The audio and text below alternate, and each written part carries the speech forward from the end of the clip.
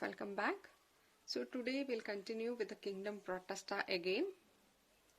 In our previous video we have seen two groups, that is Chrysophyta, under which we studied diatoms, and the second group was called Phyrophyta, where we saw regarding the dinoflagellates.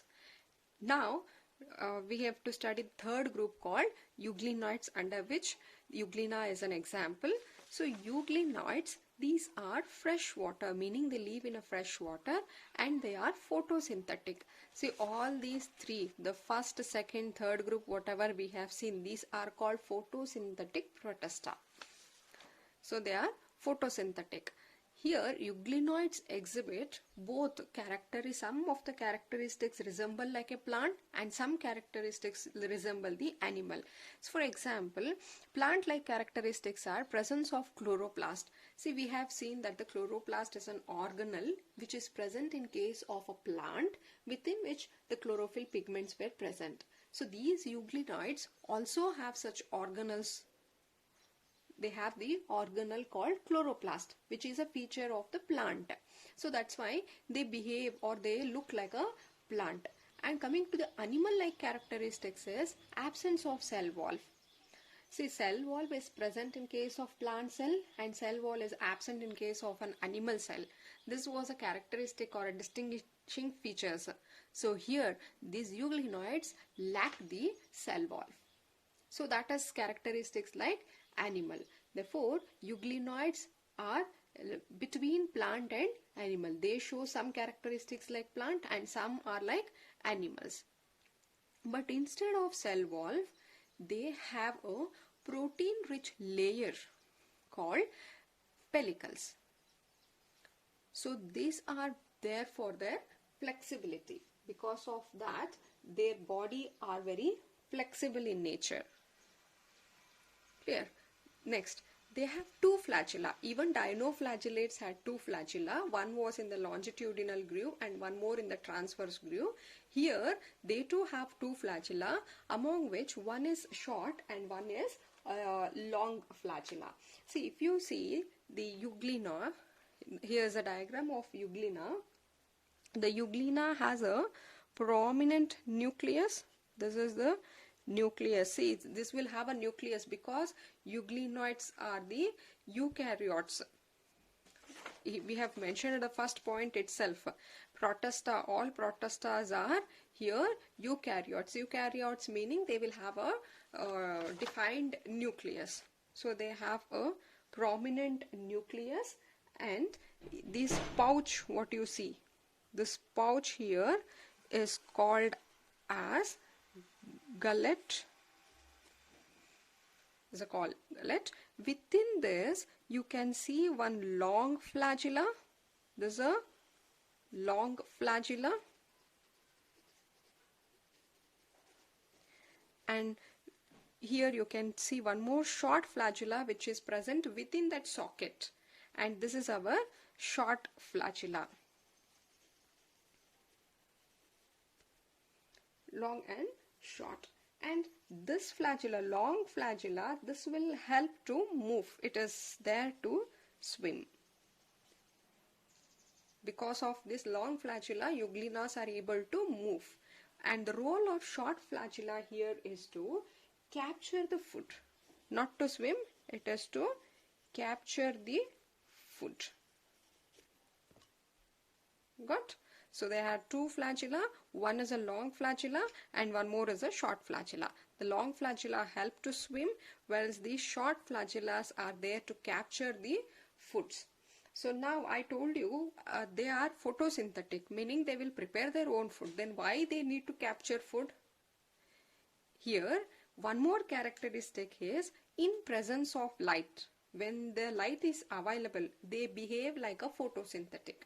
That they will prepare their own food using sunlight as a source of energy. When light is not there, when it is the absence of light, when light availability is not there, they behave as a heterotrophs. This is one of the interesting characteristics, that when they get the sunlight, they act as a photosynthetic. In absence of sunlight, they behave like heterotrophic by predating on other small organism. They will capture the smaller organism which they come. They just engulf the smaller organism, and thereby they act as heterotrophs. So this is all about the euglenoids. Clear? They exhibit characters like plant as well as animal. They lack cell wall, but instead of cell wall, they have a protein-rich layer, and they have two flagella, one to swim, one to capture food, and in presence of light, they are photosynthetic. In absence of light, they are heterotrophs. Now, moving further, it is the fourth group, that is the slime molds. The fourth group called smile molds. The slime molds are saprophytic in nature. See here, saprophytic meaning they are dependent on dead and decayed matters. Photosynthetic, you know, they derive energy from sunlight. Chemosynthetic is derive energy from chemical oxidation. Saprophytic, they are dependent on dead and decayed matters. The body moves along with the decaying twigs. If any decaying leaves or any other waste found, they just engulfing the organic matters which are present in this waste are being engulfed by this slime mold, and thereby they act as a saprophyte. And these under suitable condition, when condition is good, they form the plasmodium. So let's see how this plasmodium are formed. The slime molds, these are the cells of the slime molds, and you can see here these cells will stay together in a colony. They just aggregate together. So each one, here I have given only 3 cells. So now suppose this is one cell, second cell, and third cell of the slime mold. Each cells of the slime mold secrete a mucilaginous around them. They will secrete the mucilaginous, see here I have given, so they have secreted a mucilaginous material around them, and these forms a sheath. This is the cells which have got aggregated, and around this you can find this sheath. Clear? Now there is a sheath here. The plasma membrane here, since they don't have cell wall, they have only the plasma membrane directly here. These plasma membrane, if they disappear, they almost look like all the protoplasmic content of this are fused together. Here you can see, you cannot see here we saw it as a cell, but by this time you can just see that the protoplasmic content of all the cells have been mixed up, and they form a mass of this protoplasmic content. So these protoplasmic mass, you call it as plasmodium. Clear? Initially the cells will aggregate, then all of them will secrete a mucilaginous material which forms a sheath, and now you can see within the sheath the cells are here. When the plasma membrane are gone, it looks like the protoplasm of all this have been fused, and this is just a mass of protoplasm, a ball of protoplasm, and that structure you call it as plasmodium. And this happens when condition is good, when the condition is favorable for the slime molds. And when the condition is not favorable, during an unfavorable condition, the plasmodium, the same plasmodium here what we have taken, the plasmodium forms a fruiting body at the tip. You can see here there is a sporangia at the tip from the plasmodium. Now these sporangium contain the spores, and these spores when they come out are carried by air current, and spores will be dispersed. This was under favorable condition, and this happens during unfavorable condition. The plasmodium forms a fruiting body which has a spores at the tip, and this body here you call it as a sporangia, within which you can find the spores, and spores will be carried by the air, and that's how they get dispersed. This is about the slime molds. Moving further, the last group are called as protozoans. See, protozoans are heterotrophs. They cannot prepare, they are heterotrophs, and they can live as a predator. Predator meaning somebody who capture the prey and eat are called predators, or they can also behave as a parasites, meaning living with other organism which are dependent on other living organism are called parasites. They can be predators or they can be parasites. Under protozoan, we need to study 4 groups depending upon their locomotory structure, by what it has been moving, which structure has been used for the movement. They're classified into amoeboidal protozoan, flagellated protozoan, ciliated protozoan, and sporozoans. This is based on, the classification is based on locomotive structure. Amoeboid, flagellated, ciliated, and sporozoans. So now, yes, among 4 groups you can see the first one is called as amoeboid protozoans. The habitat, the place where such protozoan live is, they can be seen in the fresh water, also in sea water, and in the moist soil. Wetty soil, you call it as moist soil. So these are the habitats. Then here the movement is through pseudopodia. Pseudopodia, here they move and capture their prey. They move and capture their prey by putting out a pseudopodia. Have you heard of pseudopodia? The false feet which you see in case of amoeba is called pseudopodia, and they use the pseudopodia for their movement. That is why they are called as amoeboidal protozoans. An example under these are entamoeba. Right? Similarly, if you see the flagellated protozoan, they are free living. They can freely live. Independently they can live, or they can also be parasitic. That is, they depend on other living organism. Both the condition. They can be free living or they can be parasitic in nature. But here the movement is through using flagella. They will have the flagella, and using this flagella they will exhibit the movement. An example under this are called trympanosoma. Trympanosoma, these are one which causes the sleeping sickness. Important. This causes a disease, sleeping sickness. Because if it is a parasitic in nature, they can cause the disease. And next is the ciliated. Again, they are aquatic in nature. Ciliated meaning they are aquatic. They live in the water body, and here the locomotory organ will be cilia. An example for this is paramecia. So I'll write the diagram of paramecia later, or I'll just complete it off.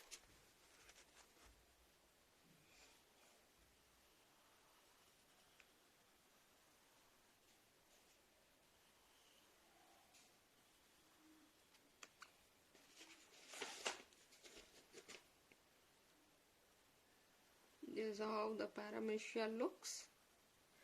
And entire body here you will have a fine hair, number of fine tiny hair like structures, and these are called as cilia.